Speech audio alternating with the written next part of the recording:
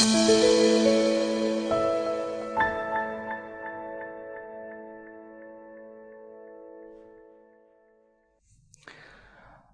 باللہ من الشیطان الرجیم، بسم اللہ الرحمن الرحیم،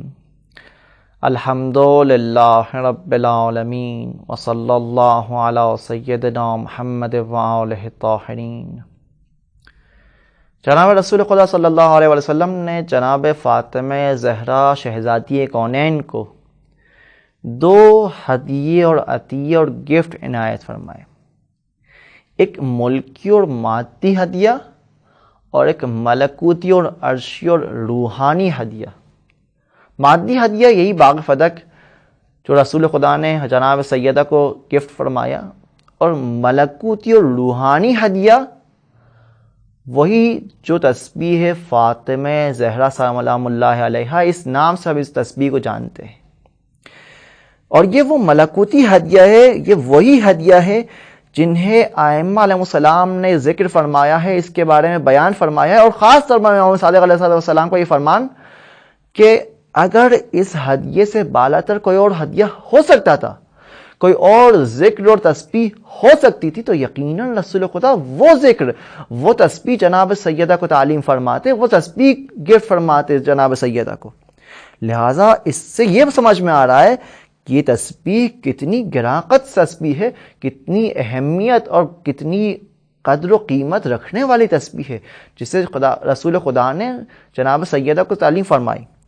اور یہ تعلیم فرمانا خداوند متعال کے حکم پر، کہ خداوند متعال نے جناب رسول خدا کو یہ حکم دیا کہ جناب رسول خدا جناب سیدہ کو یہ تسبیح تعلیم فرمائے۔ اور یہ تسبیح اعلیٰ قسم کے ملکوتی تعلیم میں سے، اگر اس سے بالاتر کوئی تسبیح ہو سکتی تھی تو یقیناً رسول خدا وہ تسبیح تعلیم فرماتے۔ اور بالکل جس طرح باغ فتح جو جناب سیدہ کو گفٹ میں ملا، ہدیہ ملا، انہوں نے اس باغ فتح کے فائدے کو، منافع کو مستضعفین کے لیے جو محتاج تھے ان کے راہ میں خرچ کیا، بالکل اسی طرح یہ معنوی اور روحانی ہدیہ جو جناب رسول خدا نے انہیں عطا کیا تھا، اس ہدیے کو بھی جو ایک خاص تعلیم تھی صرف جناب سیدہ کے لیے، انہوں نے بھی اس خاص تعلیم کو عام کر دیا، اور اس تسبیح کو دوسروں کو بھی تعلیم دے دی، تاکہ یہ ہدیے سے، اس روحانی اور معنوی ہدیے سے سب کے سب استفادہ کر سکے۔ لہٰذا اس سے یہ 2 چیزیں واضح ہو رہی ہے کہ اگر سب سے پہلی چیز یہ کہ اگر اس سے بالاتر کوئی ہدیہ ہوتا تو یقیناً اس کی تعلیم کی جاتی اور وہ ہدیہ عطا کیا جاتا جناب سیدہ کو۔ اور دوسرے نمبر پر اس تسبیح پڑھنے کی یہ خصوصیت کہ شیطانی خیالات سے، شیطانی اوہام سے ہم دور رہ سکتے اس تسبیح کے ذریعے، اور اس تسبیح کے ذریعے ہم بارگاہ الہی کے ذریعے اور زیادہ قریب ہو سکتے ہیں۔ تو لہٰذا ہمیں مکمل کوشش کرنی چاہیے کہ بغیر تسبیح کے مصلی سے نہ اٹھے، اور تسبیح بھی بڑے آرام سے سوچ سمجھ کر، تفکر کر کر اس تسبیح کو ہم ذکر کریں، اور اسی کیفیت میں، جس کیفیت میں ہماری نماز کی کیفیت تھی اور نماز اختتام پذیر ہوئی تھی،